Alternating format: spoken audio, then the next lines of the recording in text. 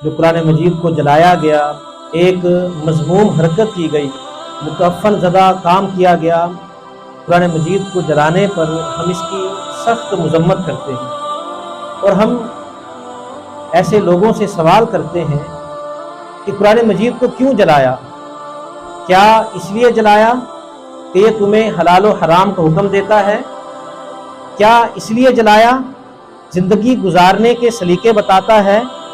क्या कुरान को इसलिए जलाया कि तुम्हें ये सूद से पाक एक मईशत का निज़ाम देता है? क्या कुरान को इसलिए जलाया कि तुम्हें हुकूकुल इबाद की अदायगी की तलकीन करता है? क्या कुरान को इसलिए जलाया कि ये तुम्हें हलाल व हराम की तमीज़ सिखाता है? क्या कुरान को इसलिए जलाया कि ये तुम्हें मुकम्मल निज़ाम हयात देता है, मुकम्मल निज़ाम मईशत देता है?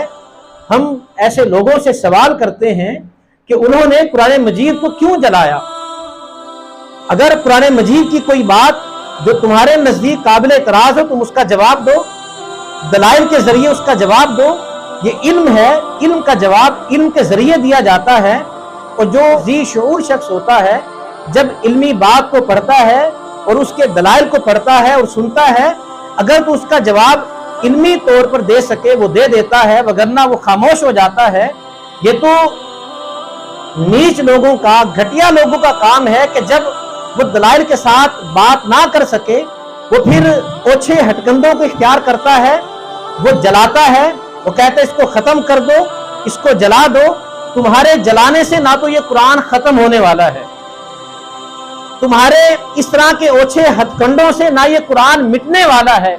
वो कुरान कैसे मिट सकता है जिसकी हिफाजत का जिम्मा खुद अल्लाह रब्बुल इज्जत ने अपने जिम्मा करम पर लिया।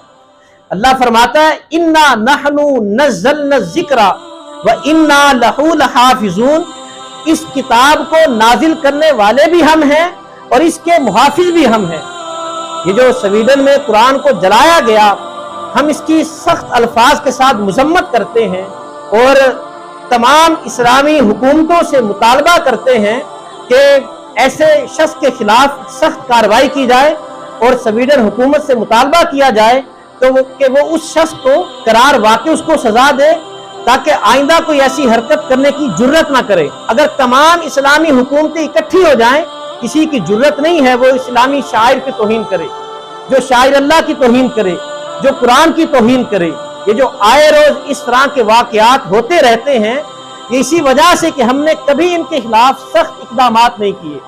अगर तमाम इस्लामी हुकूमतें जिनके पास ताकत है, आलमी सतह पर जिनकी बात सुनी जाती है, अगर ये ऐसे मजमून लोगों के खिलाफ सख्त इक़दामात करें तो कभी भी किसी की जुर्रत ना हो कि वो तौहीन रिसालत का इर्तिकाब करे या तौहीन कुरान का इर्तिकाब करे।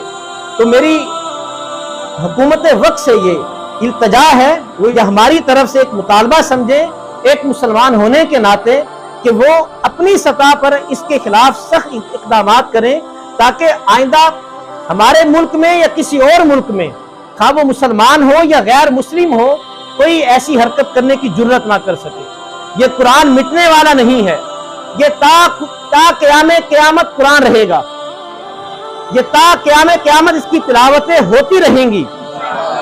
और कुरान ये मिटने के लिए नहीं आया, ये इसका मुहाफिज अल्लाह है। बल हुआ कुरान मजीद फी लौहिम महफूज। आफाक के हर गोशे में कुरान सुनाकर दम लेना, अब रुकना नहीं, अब मिटना नहीं, फिर दोस्त में जाकर दम लेना। अल्लाह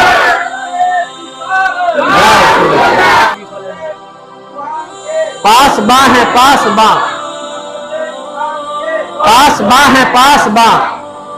और मैं ये भी कहना चाहूंगा, ये फर्द वाहिद का काम नहीं है, ये अकेले एक शख्स का काम नहीं है, इसके पीछे बहुत सारे लोग हैं, बहुत सारी एजेंसियां हैं। और उस मौका पर हुकूमत को चाहिए था कि जब ये काम होने लगा था, उनके इल्म में था, वहां की पुलिस के इल्म में था, वो इस काम की रोकथाम के लिए फौरन कार्रवाई करते ताकि ये नौबत ही ना आती।